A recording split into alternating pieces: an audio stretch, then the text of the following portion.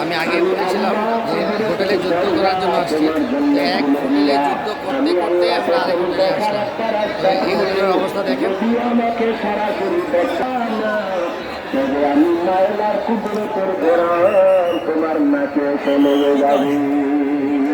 আমার এলাকার অনেক লোক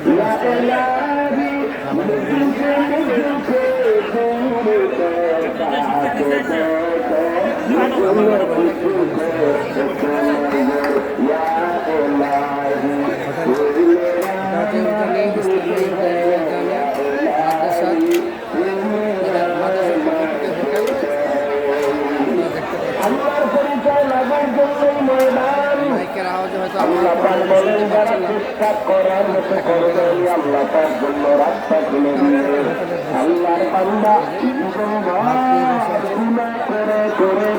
করে জীবনটা নষ্ট করে ফেললো।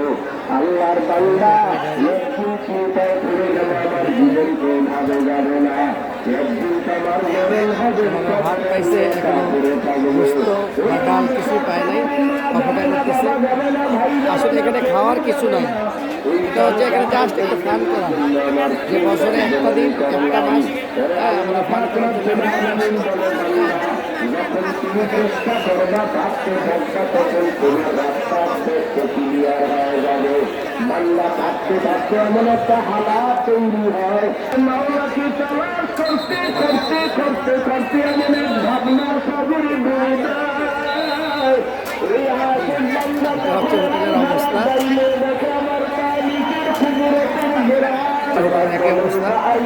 এখানেও একটা যুদ্ধ করে খেতে হচ্ছে। আমি নিজেও যুদ্ধ করে খেলাম, মানে এখানে খাওয়াটা বড় কথা নয়, জাস্ট একটু মজা করা। হ্যাঁ, এই যে আমার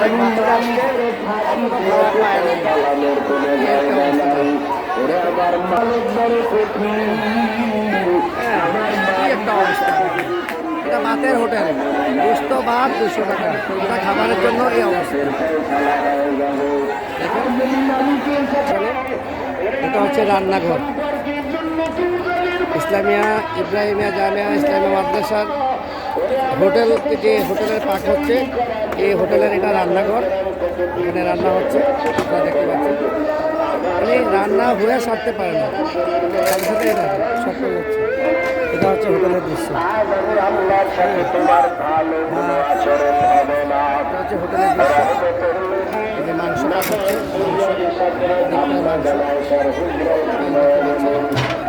এদিক দিয়ে পাক হচ্ছে, ওদিক দিয়ে নিয়ে যাচ্ছে। 5 মিনিটের মধ্যে একটা চশমা শেষ হয়ে যাচ্ছে, এতটা ভিড়, এতটা ভিড়।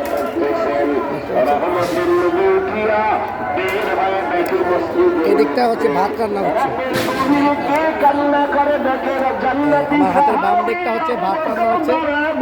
ভাত, এখানে ভাত রান্না হচ্ছে, এই হোটেলের ভাত রান্নার স্পেস।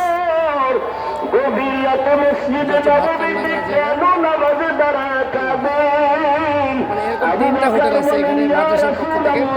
এখানে আমিও আসছি খাওয়ার জন্য, 1.5 ঘন্টা পরে খাবার পেয়েছি।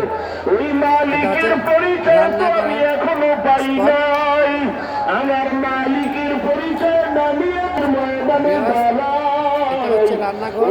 হচ্ছে রান্নাঘর। আমি নিজে আসছি হোটেলে খাওয়ার জন্য, 1.5 ঘন্টা বসে থেকে আমি আমার খাবার পেয়েছি।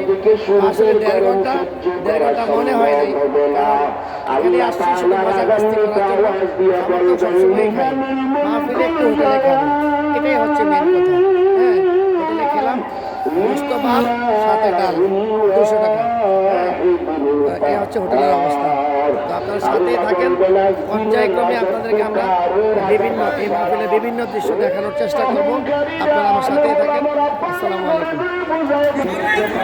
এখানকার দৃশ্যটা হচ্ছে অপেক্ষমান, খাবারের জন্য ভিতরে ঢুকবে কিন্তু ঢুকতে পারতেছে না।